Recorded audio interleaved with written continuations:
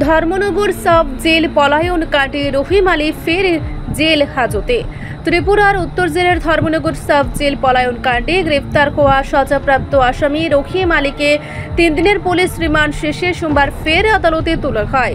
পুলিশের জিজ্ঞাসাবাদে গুরুত্বপূর্ণ তথ্য উদ্ঘাটনের পর আদালতের নির্দেশে তাকে পুনরায় 16 অক্টোবর পর্যন্ত জেল হেফাজতে পাঠানো হয়েছে। উল্লেখ্য, দুর্গাপুজোর নবমীর ভোরে কালিকাপুর স্থিত ধর্মনগর সাব জেল থেকে মোট 6 জন সাজাপ্রাপ্ত আসামি পলায়ন করে। ঘটনার পরপরই নড়েচড়ে বসে জেলা প্রশাসন ও পুলিশ বিভাগ।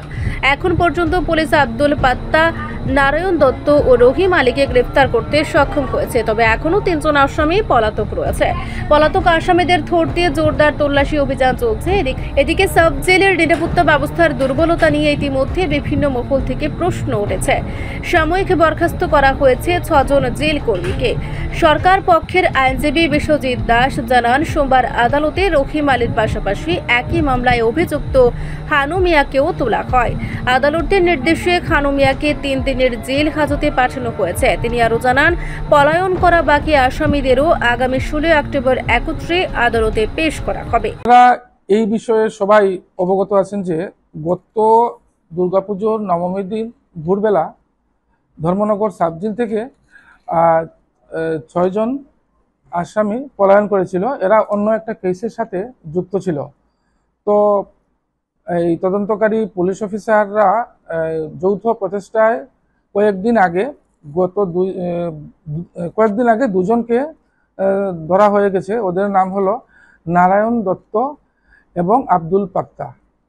তো পরবর্তী পর্যায়ে আরেকজন ধরা পড়েছে সেই পলাতক আসামির মধ্যে একজন, তার নাম হলো মোহাম্মদ রহিম আলী এলিয়াস ওলই এলিয়াস কলই, এবং ওনার সাথে আরেকজনকেও পুলিশ অ্যারেস্ট করেছেন। তার নাম হলো মোহাম্মদ হানু মিয়া। এদের এগেনস্টে পুলিশ অনেকগুলি ভারতীয় ন্যায় সংহিতার সেকশন জুড়ে দিয়েছেন এবং আজকে সেই রহিম আলী এবং হানু মিয়াকে আদালতে তোলা হয়েছিল এবং এই তোলার পরে বেল হিয়ারিং হয়। হিয়ারিংয়ের পরে রহিম আলী এবং সেই হানু মিয়া বেল রিজেক্ট হয় এবং আদালত তাকে জেল হাজতে পাঠিয়ে দেন। নেক্সট ডেট হয়েছে কেসটার 16/10/2025। ওই ডেটেই আরও যে 2 জন পূর্বে ধরা হয়েছিল তাদেরকেও এই কোর্টে তোলা হবে। এই হলো আর কি আজকের আপডেটটা আমি আপনাদের জানিয়ে দিলাম। আমি Biswajit Das, APP incharge, Dharmanagar North Tripura.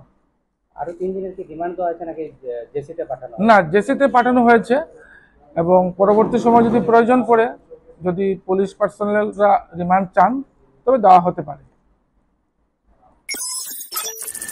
Report সংবাদ প্রতীক্ষা।